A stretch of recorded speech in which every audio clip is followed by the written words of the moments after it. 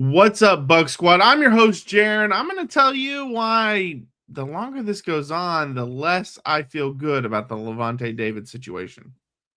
I'm James Yarcho. I'm going to tell you why free agency so far has been all right, but far from great. Hey, Tampa Bay, it's the Buccaneers squad. Everything Tampa Bay Buccaneers every week. Breaking down all the big hits and game-changing plays from the heart of the Sunshine State, the way only the Locked On Podcast Network can. With a touch of the Buccaneer way, the Buccaneer Squad Show starts now. What's up, Buck Squad? We have a packed show for you today, but real quick, today's episode is brought to you by FanDuel. FanDuel is giving you a way to turn that energy into even bigger potential wins with a college basketball parlay profit boost.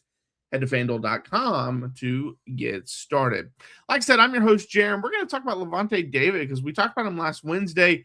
We hoped that we would have heard something by now, and there really hasn't been much out there. Then we're going to give a grade on the Bucs free agency class.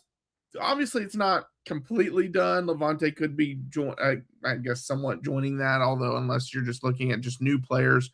But overall, things could happen. But overall, we know probably the good amount of what the class will be. Then we're going to look at some of the future free agents next year. It's a big list. I didn't really realize this until I read Greg Auman's tweet, all the Bucs players that are going to be free agents next year. Then we'll do our mock draft Monday, which we'll look at USA Today. They put out a mock draft. First pick, not bad. Second pick, we have some thoughts on that one. Let's just put it that way. But let's talk about Lavonte David. I said this on Wednesday. The longer this feels like it's going on, the less confident I am. Now, with that being said, I also mentioned this in the offseason where he is a guy at the point of his career, and we've seen a lot of older guys do this, especially one that is coming off a knee injury where he's had surgery, and it was a minor surgery, minor little cleanup. But they don't necessarily want to go through the training camp and all the rigors of the offseason. So they might not, maybe they commit now, but they don't like officially sign back now. And then you see them re-sign in the summer or right before fall camp or something like that. And that very well could be what Lavonte's doing.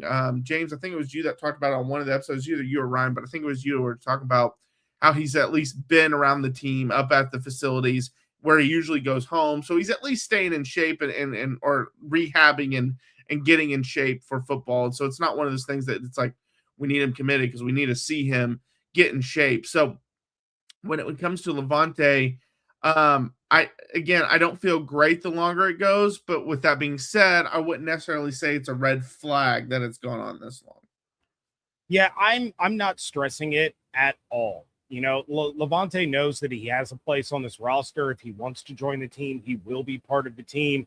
That also helps the Bucs in the fact that his agent has said that it's the Bucs or nobody, so they don't have a ton of negotiating power. Now, of course, Jason Light's not going to lowball him, but at the same time, you know, he's not going to pay hand over fist for him. Yeah, Anzalone will be making far more money than Lavonte David will.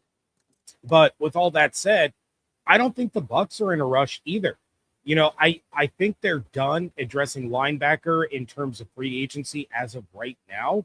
So the next move that they make won't be until the end of April anyway. And that's when you're going to be drafting a guy that, you know, could potentially be your starter. Or if Lavonte says, you know what, I am going to come back.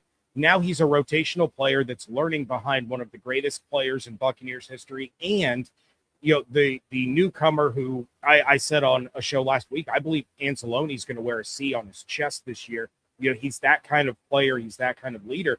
So now you're bringing a rookie into a situation where he has two phenomenal linebackers to sit and study and learn behind while also being part of the rotation to get on the field. He would immediately become the number 3 ahead of Servassier Dennis. And then Lavonte, you can kind of use him sparingly. He doesn't have to be a 3-down player anymore.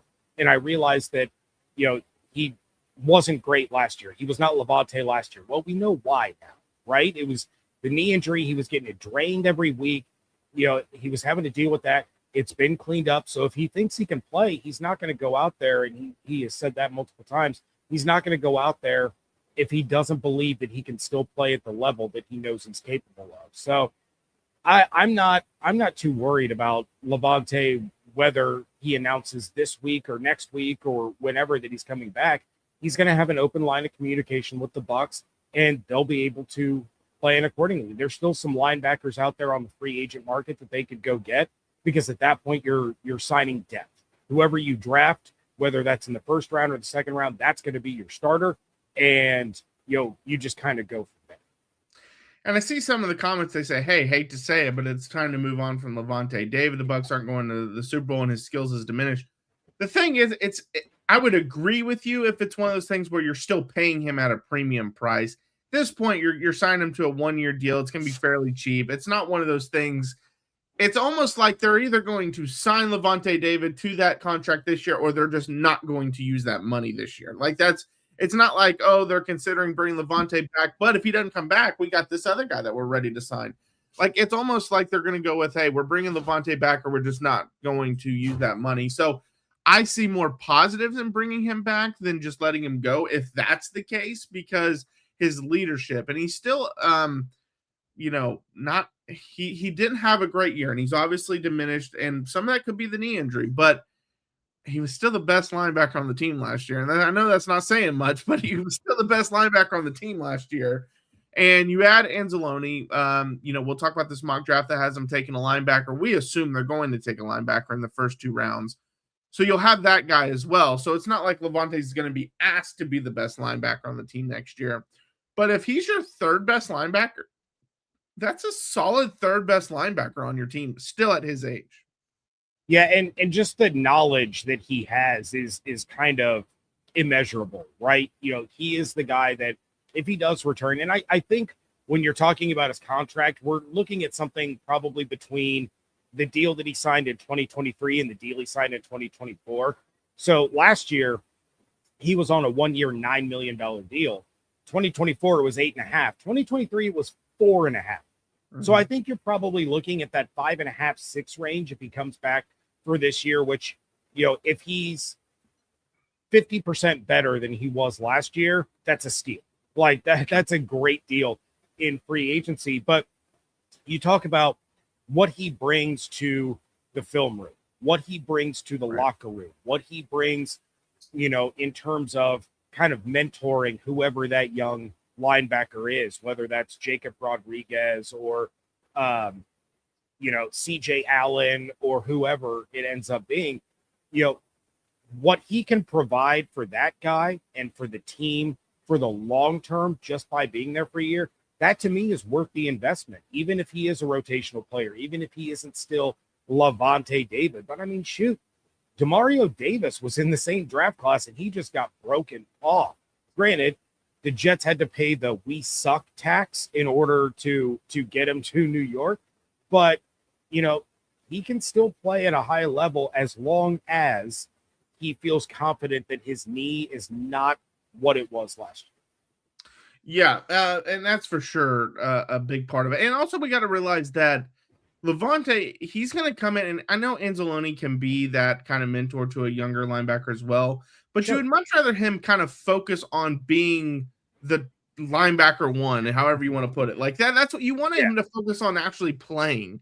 Whereas Lavonte could be a player coach type thing where Lavonte could take that guy under his wing more and teach him and show him, but not have all the responsibilities of playing. I went through the stats the other day. I think it was like 97% of the snaps he played on defense last year and has played that much the last few years. He's not going to have to do that this upcoming season with who they've added and who you expect them to add in free agency.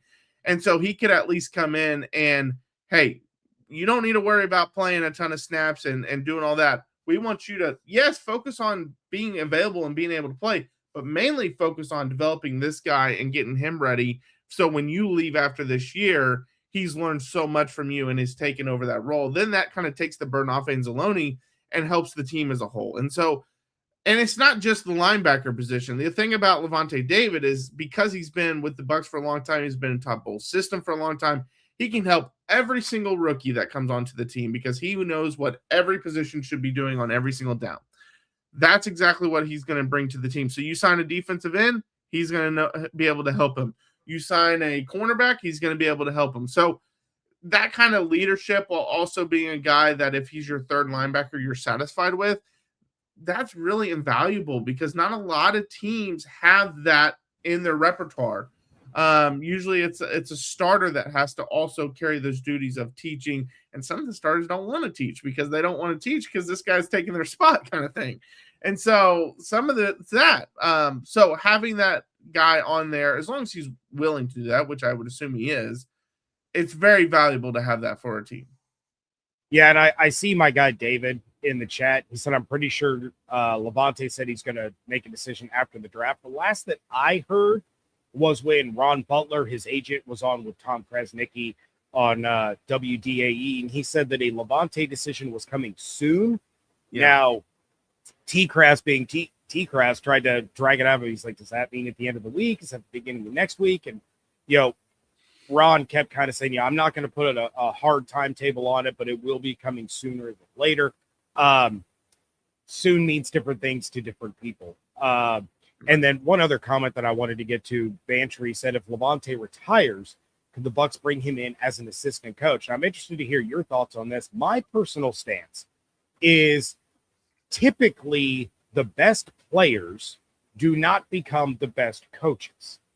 That said, I don't think it would be in immediate kind of thing where Lavonte says, you know what, I'm retiring. And then 2 days later, we hear that Todd Bowles hires him as an assistant linebackers coach. I think it would probably be a couple years away, especially with somebody that's struggling with the decision whether to play or whether to come back. I think they would need some time away from the game before getting into coaching, if that is an avenue that he even wants to pursue. We don't know that. Right. But, when you're this close to potentially playing again, and then you decide, you know what, I'm going to hang it up, it's probably not the smartest idea to immediately jump into coaching. You're going to want to take a step back, take a break, spend a little time with the family. And then, if you start to get that itch where you miss the game, you miss the guys, you miss the camaraderie, all of that, and you're like, I have a ton of knowledge that I can pass on, that's maybe when you start to get into that, find yourself an entry-level position, and then work your way up. Maybe Lavonte ends up being one of the best defensive coordinators, in the NFL 20 years from now. We don't know. But I would say that it would not be a boom, I'm retiring, but now I'm going to coach kind of thing. And usually guys that do it that long want to take a year off. I mean, we saw Tom Brady when he finally retired. He took a year off before going into the booth. And not that he didn't become a coach. He went to the booth, but still, like, they want to take a step back for a year and just kind of relax. And especially a guy that's recovering from a knee injury. Again, it's minor, but still, he might want to take a step back for that reason as well. As far as coaching, it's different being an actual assistant coach and being a player's coach. So a player's coach, you can just teach them the defense. Hey, this is what you have to do on this play, and on this play, you have to do this. That's really easy for players that have been in the system for a long time. Whereas being an assistant coach, now you have to work on the player's technique, and now you have to work on knowing the defense, and there's so many more things that they have to know. And to your point, my stance has always been the best players are usually the worst coaches when it comes to that. The reason is because it comes so naturally to them. They're wondering why isn't coming naturally to you. And so they can't teach it because they just do it. And the players are like, I'm not seeing that because I'm not you. Like that's why I can't do that. Like you see it, especially like with great running backs, where if they ever try to jump into coaching, Oklahoma fans know this. DeMarco Murray, obviously a legend at Oklahoma, was great at Dallas.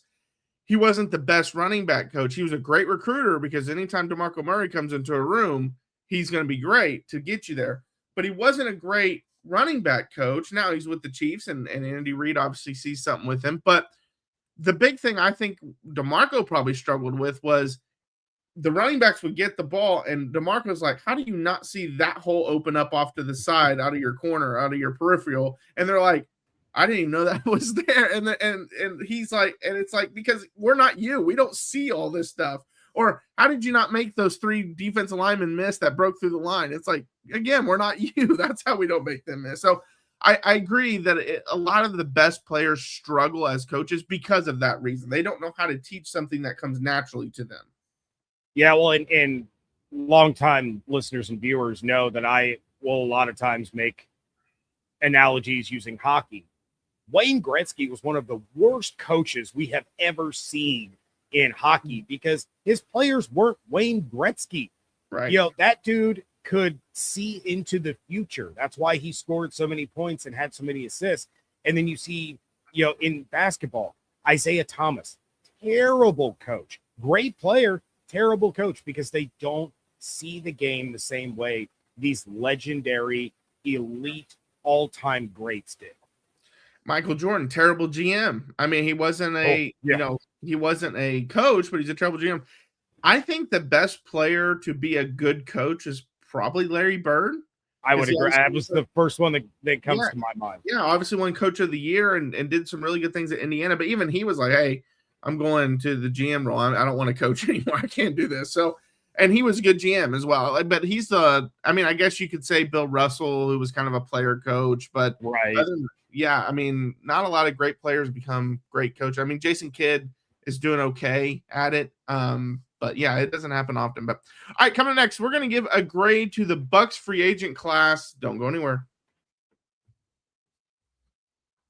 College basketball is nonstop. Big games, tight spreads, momentum swings every single night, from early tip-offs to late-night West Coast shootouts.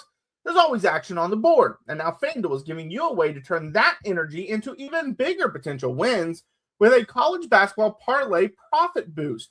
You can build any college hoops parlay you want, rivalry games, ranked matchups, whatever fits my read. You can mix spreads, totals, and player props to match how you see the slate playing out. Then you can apply the profit boost and instantly bump up the potential payout. Go safe, go bold, ride with the team you've been following all season. It's your parlay, your style, now with more upside behind it. Head to FanDuel.com to get started. That's FanDuel.com. FanDuel, play your game. All right, Bucs Squad, we're back for another segment of the Bucs Squad Show. Reminder, this is just extra content we do on Mondays and Wednesday nights. It doesn't take anything away from what James does throughout the week, so make sure you follow along with him and all the great work he does.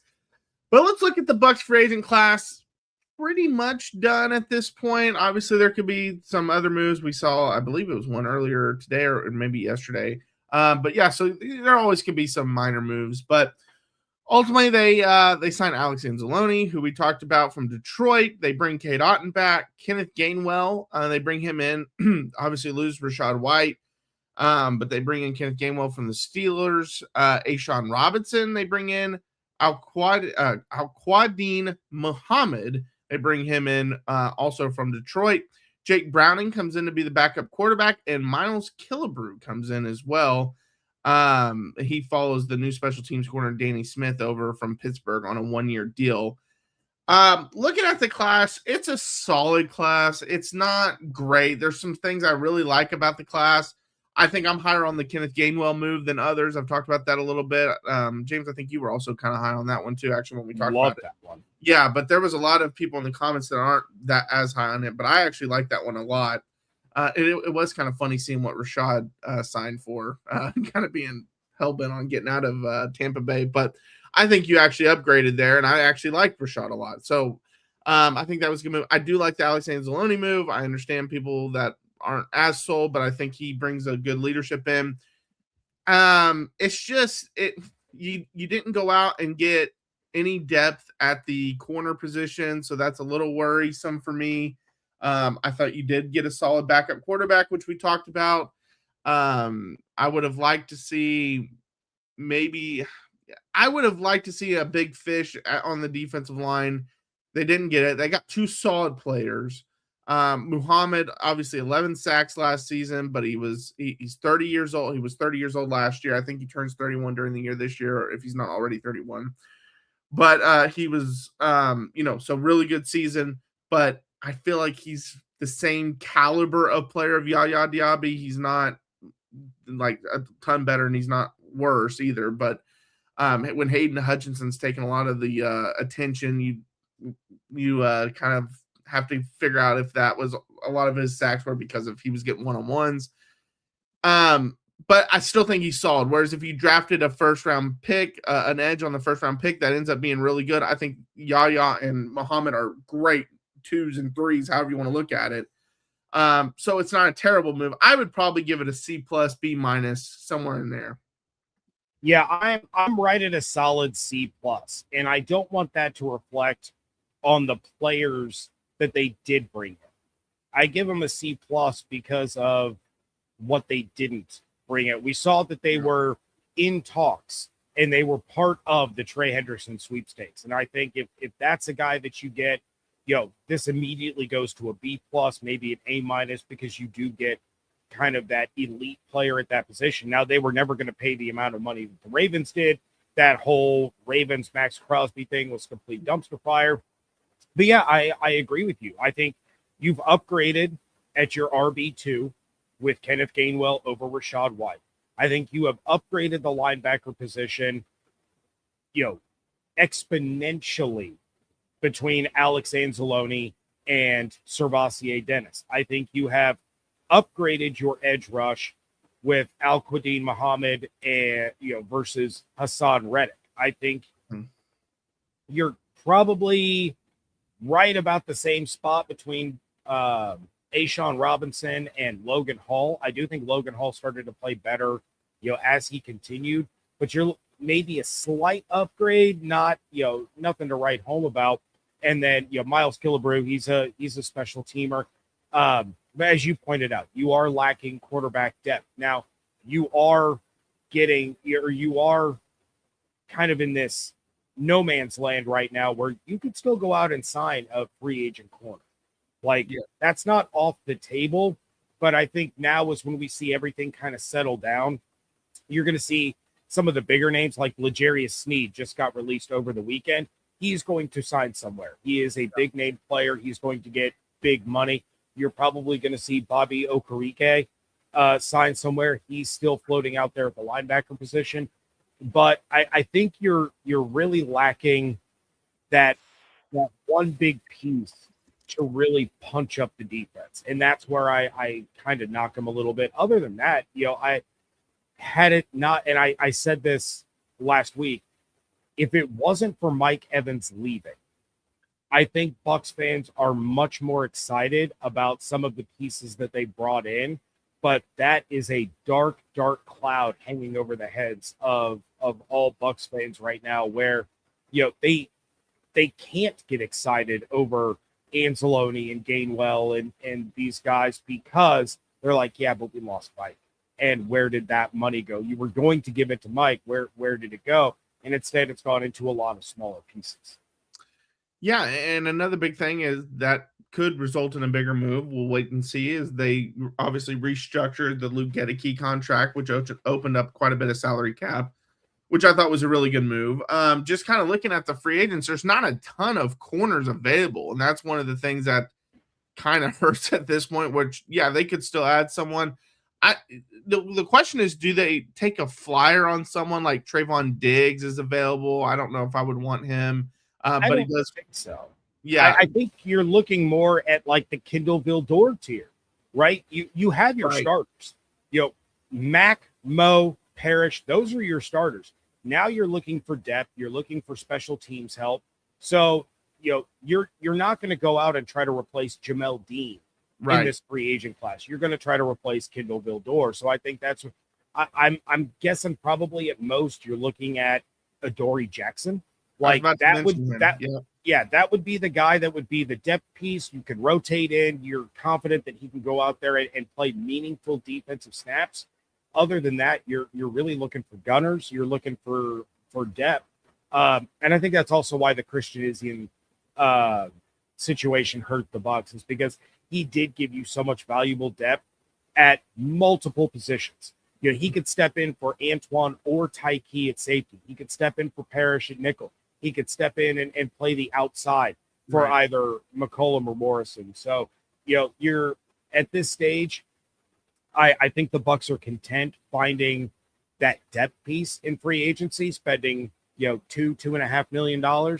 And then you're looking at, I don't know, a day 2 pick, maybe early day 3. And we know that where Jason Light really, finds a way to get it done in the draft is when you hit that 3rd, 4th, 5th round. You have Carlton Davis, Jamel Dean, Zion McCollum. Benjamin Morrison, all these guys were day 2. I think McCullough was a day 3 pick. Mm-hmm. So, I would have confidence in finding a starting caliber corner in that crop versus spending the money in free agency. Yeah. If you got someone in free agency, it would have to be someone cheap, as you mentioned, a Dory Jackson, maybe a Chris Boyd. If you wanted to take a flyer on someone for cheap because he's young and see Jeff Okuda maybe kind of thing, but he hasn't had a great career either. Hey, Mike Evans isn't here anymore. Maybe go for Marshawn Lattimore. I was just going to say that. If you want to see Jason get real petty, go ahead and go out there and sign Marshawn Lattimore just in case they play San Francisco. I was actually joking around with David Harrison about that. Mm-hmm. And because obviously, David covered him with the Commanders, but covered the Buccaneers for a long time. And he goes, honestly, if you can, if they'll let bygones be bygones there and you can get him at a cheap price, he would be really, really good depth. Yeah. I think that kind of flies the way of Cam Jordan, where Bucs fans would rather pour bleach in their eyes than see either one of those players put on a Bucs uniform. But it would be humorous. I think Marshawn Lattimore would go full petty and say, I'll sign, but I get to wear 13. I think that absolutely could be. Or he'll end up getting in a fist fight with half the team when they get in there for all of the shenanigans over there. Right.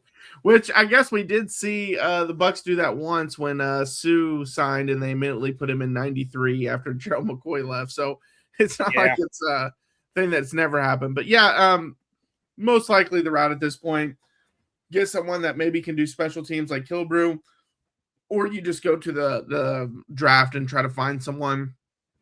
And we've talked about several guys. The issue that I kind of find is it's a very deep linebacker class. I don't see it as a very deep corner class. And so it almost feels like you're going to need to take a corner in those first 2 rounds. But, and then kind of risk taking a linebacker a little later, and maybe you still find a good guy. This is the issue when you don't go out and get a big fish, is you have several spots that still need to be filled. I guess the Muhammad move can make you say, hey, we'll take corner and linebacker first 2, and then we'll worry about edge later, because this is a deep edge class too. But you really kind of need edge because you need to get after the passer. I don't know. I feel like the reason why I can't go full on, this is definitely a B, is because and we'll get into it in the future free agent list, but coming into this year, it does feel like a do or die for the whole team, not just Todd Bowles. It feels like this is kind of the last stand for a lot of these guys, and it's either this is going to be a good year and you're going to get to the playoffs and we're going to keep this rolling, or this is going to be a bad year and we're hitting full on reset next year. And so for it to have that feeling, and full on reset also might mean Jason Lights Out. Like, there could be a lot of reset. I doubt it. But it just depends what they want to do, if they want to go full on. And so that's why I kind of felt like this was kind of the year for them to step out of their comfort zone and go all in on some things. And they just didn't quite do it. They're not operating like a desperate team, whereas we think they are. Yeah, I almost wonder if, when Jason sat down with the Glazers, if they, and he said, look, we can go out and get these guys, but I need the cash. It's not about the cap. It's about the cash. Right. And they said, you know what? Even if we gave you the cash, I'm not sure that this is a Super Bowl team. Do what you can. Let it ride. We didn't like the crop of offensive-minded head coaches this year. We're going to look again next year, kind of insinuating that Todd Bowles is a sitting duck. But yeah, I don't think they would move on from Jason. I think he's kind of operating within the parameters that he's been given.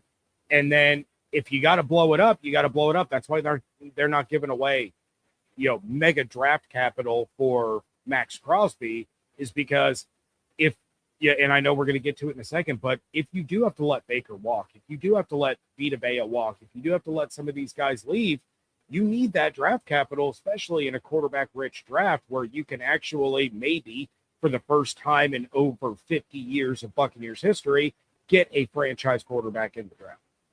I was actually just about to bring that up. I feel like that's why they didn't go all in on Max Crosby, is because they're like, we don't want to give up picks this season, go disaster, and we're in rebuild mode with no picks. So I don't think they want to do that. And I think the reason why the Hendrickson contract that they wanted to give him was going to be a short term, while there was other benefits to that, and I mentioned, is he's older, he's coming off an injury and things like that. I also think they didn't want to be locked into a Hendrickson contract if things go poorly this year and they need to rebuild. So I think a lot of that kind of played into how they operated in free agency and why maybe they didn't go all in. But on the flip side, if that is kind of your way of thinking, that hesitancy, oh, it might not go well and we need to have this, then I feel like you don't have the right coach. You're kind of already, you seem like you don't have confidence in what's there. So if you're already feeling that way, it might be time to move on from them anyways. Yeah, I mean, well, and that's what a lot of people believed anyway. But sometimes it's better to be patient than to force something that's not going to work, especially with the history of this team. You go back and you look at how they kind of forced the Raheem Morris move, and then to go the complete opposite direction, they forced the Greg Schiano move, and then that leads to Lovie Smith, and then they force Dirk Cutter in there. It's patience is a virtue, and I think the decade of darkness that they talked about a lot in that documentary is something that they remember, and they want to make sure that they get the right guy if they're going to move on from the current guy. Yeah, and maybe they want to see another year with, is it Nathan Shieldhouse from the Rams, who stayed with the Rams? Oh, Illinois legend Nate Shieldhouse? Yeah. Yes. Yeah, and maybe they wanted to see another year of him, because obviously he didn't get picked up for a head coaching job, which I actually liked him maybe more than any coach out there, offensive coach, and so it was actually good that he didn't get picked up if you're a Bucs fan, just in case out there, but... All right, coming up next, we're going to talk about some future free agents next year, because Bucs actually have quite a bit of big-time players that are entering a contract year. We'll talk about that next. Well, tax season doesn't have to take over your life. This year, TurboTax is making it easier than ever to just hand things off and move on with your day. With TurboTax full service, you can have your taxes done for you by a trusted local expert, start to finish, without the stress or the guesswork. Instead of spending hours trying to figure out forms, you can meet with a local TurboTax expert in person or connect online. They handle everything from W-2s to self-employed forms and work to get you every deduction. You can upload your documents, go about your day, and get updates right in the TurboTax app. For a limited time, you can have your taxes done by a local TurboTax expert for just $150 all in. If a TurboTax expert didn't file for you last year, just file by February 28th. Take taxes off your plate and get back to your life. Visit turbotax.com/local to book your appointment today. All right, Bucs Squad, we're back for another segment of the Bucs Squad Show, kind of looking over the free agent list. I will say, and I saw you message one of the comments back where someone said, oh, just trade back.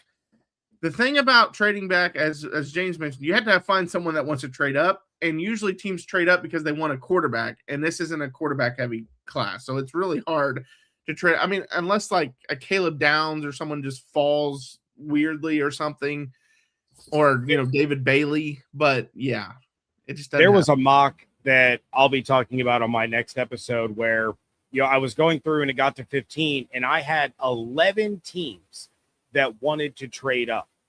And I'm like, and I didn't love the crop that was sitting in front of me. And I'm like, why on earth do all these teams want to move up? Well, it was because the offensive tackle out of Georgia. Yeah. What's his name? Monroe Freeling. Yeah, Freeling. Monroe Freeling had fallen to 15, and teams were like, we want that tackle. So I was able to orchestrate a trade. But yeah, at the thing that I'll say on this show numerous times, I'll say it on my show numerous times. I said it, at least 4 times a week last year. This draft class, the elite talent is elite. Those top 10 to 12 guys are elite. Then after that, it's just like last year. Guys that are after that tier can go anywhere from the teens to the 3rd round. It all boils down to personal preference. So we're going to talk about guys being mocked that are going to go in the second round, and in reality, they go in the fourth.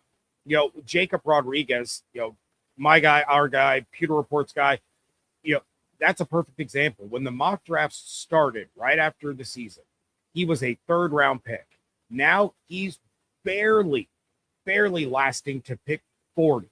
Mm-hmm. So, this is going to fluctuate. And, this is not a great year for teams to try to jump up unless they're really desperate or they really have just fallen head over heels in love with the player. Yeah, absolutely.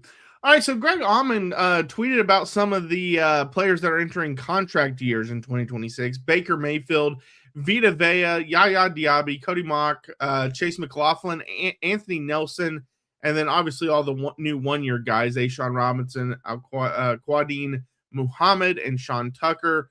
That is if you expect, which I expect it to happen, but Elijah Cansey's fifth-year option for 2027 to be exercised. Otherwise, he would join that list as well. But I kind of feel like, before the year, it was like, man, the Baker thing will get done. You got to lock in your quarterback kind of thing. But with how the year ended and what I just said in the last segment, where I feel like this is going into the year where it's a contract year for the whole team almost, because it's one of those things that it's like, is this era over and we need to start the rebuild, or do they keep it rolling where we're still winning the division, we're still making the playoffs? And we've seen teams that are making the playoff but not really competing say, we still got to rebuild. And so even making the playoffs, they might still say, hey, we're making the playoffs, but we're not competing. We got to rebuild. And so that's possible as well. But before the year, before this past year, I would have said it's crazy that we go into next year with Baker not under contract, with Vita Vea not under contract. Now I think it's very possible because I think they want to have all their options open. Well, and not only that, but you throw in the fact that the Bucs have a club option on Chris Godwin. So he could become a free agent as well. So, it's a really interesting situation. Now, I could see, in fact, I would put it at, I'll say 55%. Shout out Derek Brooks. I'll say there's a 55% chance Baker Mayfield gets a 1-year extension, at least during training camp. Maybe sooner, but at least during training camp, I think he's going to end up getting extended. Vita Vea is the one that I kind of lock in on. Is he, are the Bucs really going to let him test the market as well? And I realize he's not as beloved and adored as Mike Evans, but he does the dirty work. He does the stuff that doesn't show up on the stat sheets, and Todd Bowles' defense is predicated on that level of player being in the trenches. Now, it would be nice if Elijah Cansey would stay healthy next to him, but the Bucs may be kind of playing the game here. We love Vita. He's one of the best nose tackles in the NFL. We want him back. But if we move on and we have a new head coach who's offensive minded, he's going to want to bring in his own defensive coordinator. What if all of a sudden we're switching back to a 4-3? Because the Bucs have been a 4-3 defense for basically their entire existence until Todd Bowles shows up. So, all of a sudden now you start to look at some of the other pieces that they have. Maybe you're looking at some of the pieces that they drafted and you're saying, you know what? If we have to move on, we can convert. Now, all of a sudden, we don't need Vita Vea, at least not to be the player that he is now in that type of system. So I'm with you that I think Cansey's option gets picked up just because it would be stupid not to. This try on Shoyinka situation where he's just not performing. It's the fact that he hasn't been healthy. Pick up that option. Hopefully he gets through 2026 healthy. Then you can reevaluate during his fifth year. But, a lot of these players that are on the list, Payne Durham, Josh Hayes, it's okay. If they leave, they leave. If they come back, fine. Yaya Diaby. That's the other one that I'm really kind of curious about, because with the way the edge market has been, he could go out there and get $18 to $20 million a year. The Bucs aren't pay $18 to $20 million a year for the production that he's had. So now we go back. I saw someone in the comments. Do they double dip at edge rusher? Do they take one at 15 and take one again in the third or fourth round? And now you potentially have a Yaya replacement waiting in the wings, in addition to, Muhammad is there. If he has a big year, maybe you bring him back. You still have David Walker, who we don't know who he is. So it's kind of an interesting situation that the Bucs are in. If they win a lot of games, these players are going to be coveted on the open market. If they lose a lot of games, why would you want to bring them back anyway? Yeah, no, and that's a good point. Another thing I would kind of keep an eye on, I have felt this way for really about halfway through this past year. Once things started going south, keep an eye on what Matthew Stafford does with the Rams. And the reason why I say that is if he does say this is my last year and does retire, that's an interesting one for Baker. Because of the relation. And I've been seeing a lot of, it feels like he's been doing more interviews this offseason than he has the last couple. He talks about the Rams a lot. And I know a big part of his journey is the Rams. And so that's a big reason why he talks about them. But he talks about his relationship with Sean McVay, and it seems like they have a great relationship. And I know they loved him there. And there was actually legit conversations on, do we sign Baker to an extension and let Matthew Stafford walk? Because that was at the point where Stafford's back was so bad they thought he might have to retire, kind of thing. And so that's something I would keep an eye on if I was a Bucs fan, because it's not one of those things that if Matthew Stafford says, yeah, I'm going to play one more year, that Baker would go and be a backup to. He's not going to do that. But if it's one of those things where Stafford's like, this is my last year, or even at the end of the year, if things don't go well, or maybe things go great and they win a Super Bowl and he calls it a career, then I think Baker and the Rams is a real possibility. Now, with that being said, I think it also depends on what the Bucs then decide what they are planning on doing, as far as, are they going to keep the ship going, or are they going to go for the rebuild? Because if they keep the ship going, I do think Baker's going to be loyal to Tampa, because Tampa did take the chance on him when a lot of teams wouldn't take the chance, and have been very good to him. And they've said it from the start, and he said it from the start.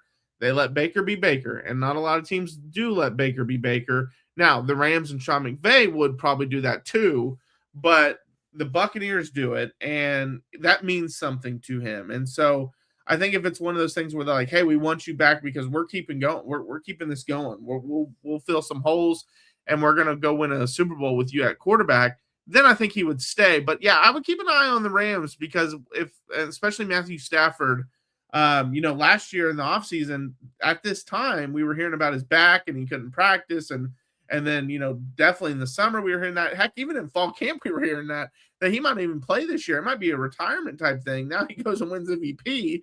So obviously it was fine. But what if it flares up again? And I hope it doesn't, because I actually love Matthew Stafford. He's one of my favorite players to watch. And so I hope, and I don't wish injuries on anyone, but what if it is his last year? That's a team to keep an eye on. Yeah, and the whole Stafford thing is why I picked the Rams to only win like 5 games before the season started. I was like, they're not going to have a quarterback. Jimmy G's not leading them anywhere. Yeah, well, thanks a lot for that, Matt.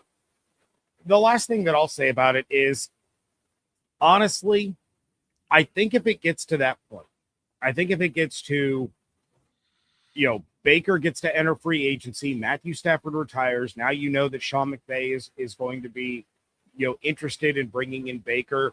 Maybe Baker, like I'm looking at Spot Track right now, his estimated market value is $53.5 million.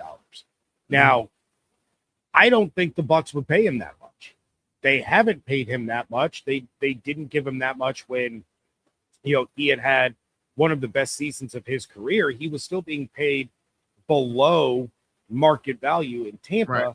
Maybe to your point, that's the loyalty and the appreciation. But if you do reach that point and you start to let some of these guys go, I think Bucs fans would embrace a rebuild. I really, truly do. If you're open and honest about it and you say, look, we had an incredible run. We made the playoffs. We won a Super Bowl. We went all in for the Brady years. We tried to keep it going with the Baker years.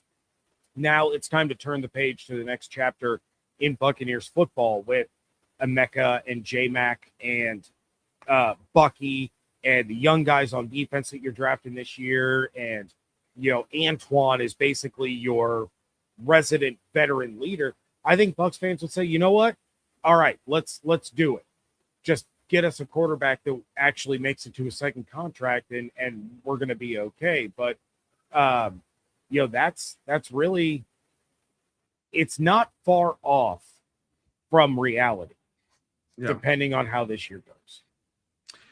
And you brought up a good point with Baker. He's taken less than he's probably worth, at least the last contract. What if this next one he says, no, I want the full one. I gave you the benefit by taking less, but it's time for me to get paid now. And he can, at his age, he can actually play a couple more contracts probably, because quarterbacks can play so long. But maybe it's his last big chance to get a contract. I don't know if Baker could play very long. Baker I also think that Baker's one of these quarterbacks. It doesn't matter who he's playing for, whether it's the Bucs or the Rams or the Bengals or whoever. I think he's one of the ones that fully understands the Tom Brady method. Right. If he wants to win a Super Bowl, he can't take that much. And he has seen teams get close and pay their quarterbacks those astronomical amounts, and the teams get worse. So I do think he would keep that in the back of his mind. Now, he's going to try to get as much as he possibly can, but he's also going to say, I can't take $53.6 million and we keep Chris Godwin for 22. I want Chris here. I'll take less, to make sure that Chris gets to stay or something to that effect. Yeah, for sure. All right, coming up next, we will look at our mock draft Monday. Don't go anywhere.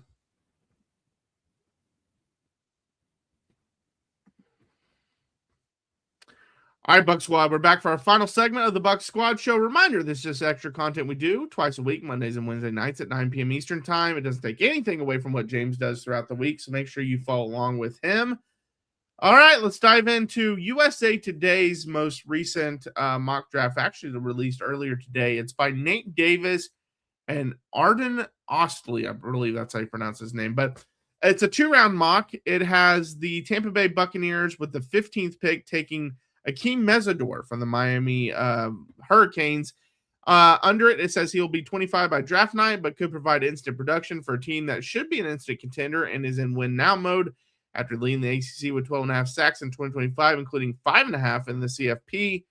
Yaya Diaby was the only Buck with more than 4.5 in 2025 and recently signed Al-Quadin Muhammad is only under contract for 1 year. So we've talked about Mesidor a couple times, and his age is the one thing that kind of worries me because he is already 25. And by about 30, 31, 32, somewhere in there, that's kind of where we see edge rushers start to decline. And so he would pretty much have to come in at 25 and be almost at his peak and need to be at that for 3 or 4 years to really get the value out of him.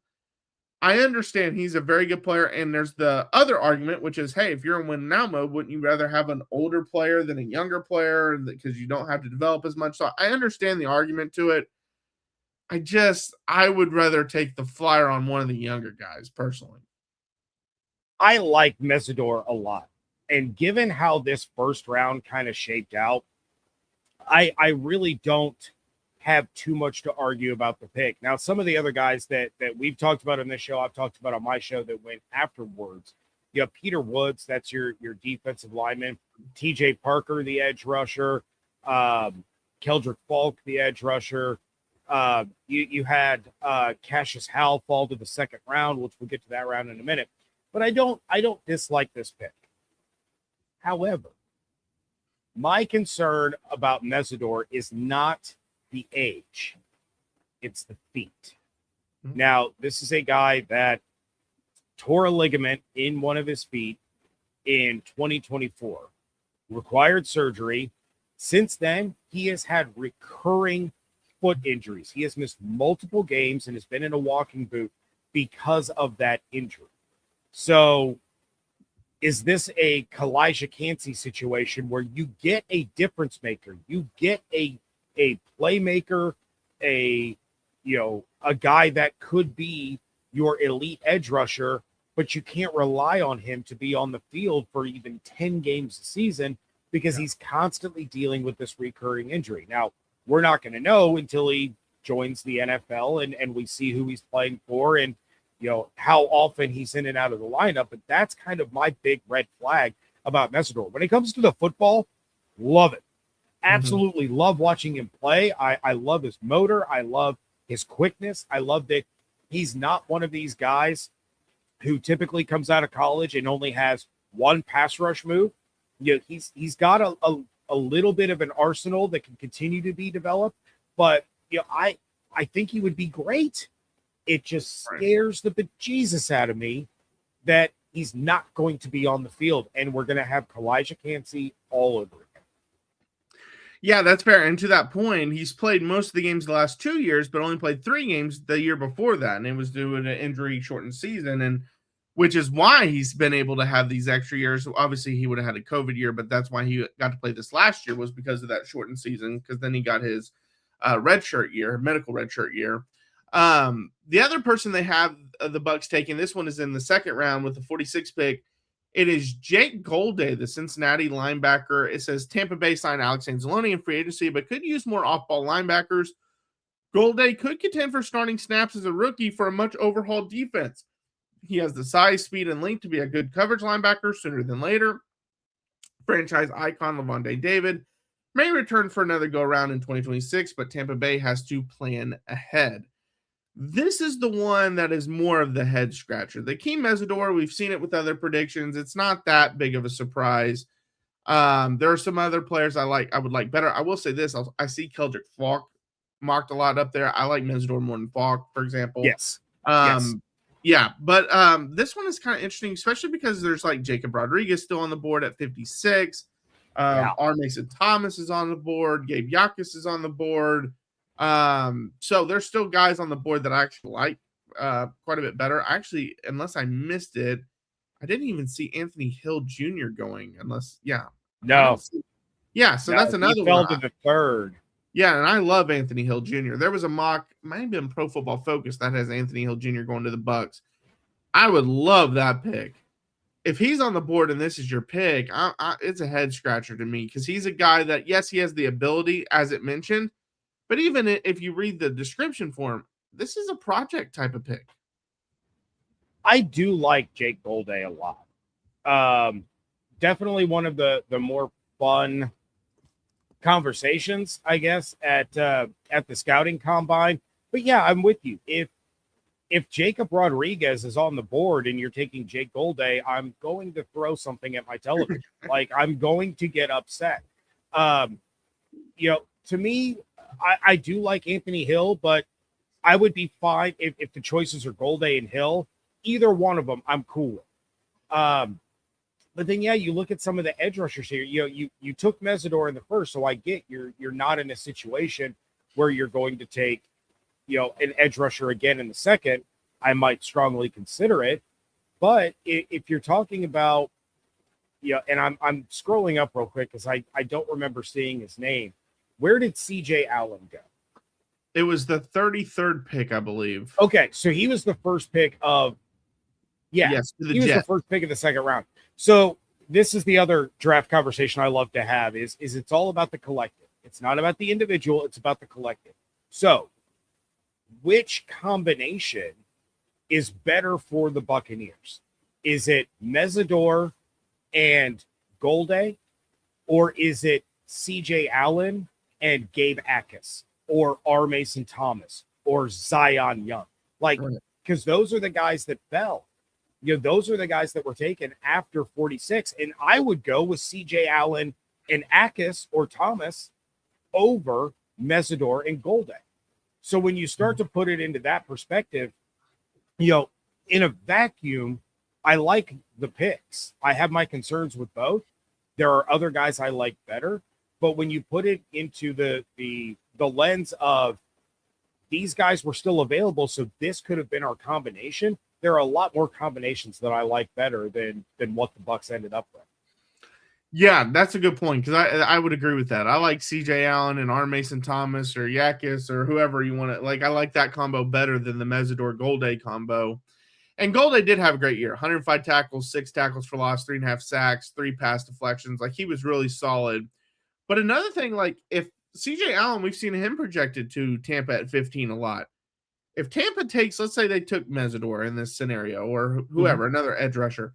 If CJ Allen has not been taken at the end of the first round, or, as the first round's fallen, is that something Tampa tries to trade up for to make sure they get? Is it one of those, is he good enough in their mind to make a trade up for and say, hey, we can't let him get to the second round and go to another team, especially if they, and again, it's a mock draft, so we don't know what Tampa actually feels about him. But if Tampa feels good enough that, hey, we'll take him at 15, if he's falling all the way to 30 or something, is that something they try to work out a trade for? I mean, looking at this particular draft, I think you can get a deal done with the Seahawks. I mean, I don't know what the price is off the top of my head to jump from 46 to 32, but they took Jadarian Price, the running back out of Notre Dame, right, which, if it wasn't for Jeremiah Love, he's probably the number one running back prospect in the draft. Right. But, he's probably going to be available at 46, or at least close to it. So maybe they can package something and jump up a couple of spots. But, some of these guys that fell, are first round names. And that brings me back to the point that we talked about a couple of segments ago. Once you get past the elite, now it's taster's choice. So CJ Allen, KC Concepcion, Caden McDonald, right? Cassius Howe. Like, these are all names that we've seen in the first round. They're all going all the way to the end of the second in this particular mock. So I think if you start to see somebody slip like that, you might be able to work out a deal with the Patriots. Again, it's going to depend on what you have to give up. I don't know if the Bucs are going to be super interested in forfeiting draft capital unless they can move up by using one of next year's picks and then maybe try to recoup that later on, especially if they end up letting all these guys go and you can get a compensatory pick, which they're not going to get, from this free agent class. But that's where the interesting chess match falls in is how much do you love this guy, and are you willing to go get him, or is there somebody that you think is in the same tier or close enough to? For Seattle to lose Kenneth Walker and immediately get Jadarian Price would be absolutely, and that's some luck right there. Another one that I've seen a lot fall to that late second round, and he has to stay away from the Chiefs, Eli Stowers from Vanderbilt. Yeah. Do not let them get him because he is a freak pass catcher. And here's the perfect example of your question. If you see a guy start to fall, in this mock draft, Sonny Styles goes number 10 to the Cincinnati Bengals. I am doing everything in my power to move up and get him. Yes. Because that's not a massive jump. I talked on my show about what it would cost the Bucs to move up to 6 with the Cleveland Browns, if he slipped outside of the top 5. And it would cost a significant amount. But to me, Sonny Styles is worth that. If he starts slipping to the end of the 10th round, especially if he gets past New Orleans, you've got to find a way to make that happen. Maybe you're jumping up with Kansas City. They don't, they don't need him, but Cincinnati does. And so I'm on the phone with, whoever in Kansas City saying, hey, what's it going to cost me to jump up 6 spots? And we've seen that kind of move. It's not that crazy. It's usually a first and maybe a third or maybe a fourth or maybe a third and a fourth and a seventh or sixth or so. It's not. I'd give up my second in 2027 if it got the job done. Yeah, it's not a crazy ask to go up that far because it's not that big of a jump. But no, that's and you're not paying the quarterback tax. That's the other thing. When teams are trying to jump in the top 10 for a quarterback, you're not paying that tax. Yeah, that's the give me 2 first to move up 2 spots or something. Yeah, that's a good point. Yeah, because I saw him falling. There's a lot of, obviously he fell, CJ Allen fell. It was a weird kind of overall linebacker draft if you looked at their mock draft because, Sonny Styles fell, CJ Allen fell, Goldie jumps up, Anthony Hill drops out, Jacob Rodriguez goes a little lower. Like it looked like they didn't have the best feel. And I will say linebacker isn't valued like it used to be either. Like it's not like used to everyone wanted the next Ray Lewis, and that's not what teams really are looking for as much anymore. They want you got to protect the quarterback. First you need the quarterback, then you protect the quarterback, then you rush the quarterback. That's what they're looking for. That's the most important things. But all right, that's gonna do it for the Bucs Squad show. We'll be back on Wednesday night at 9 p.m. Eastern time, so we'll see you then. But until then, fire the cannons.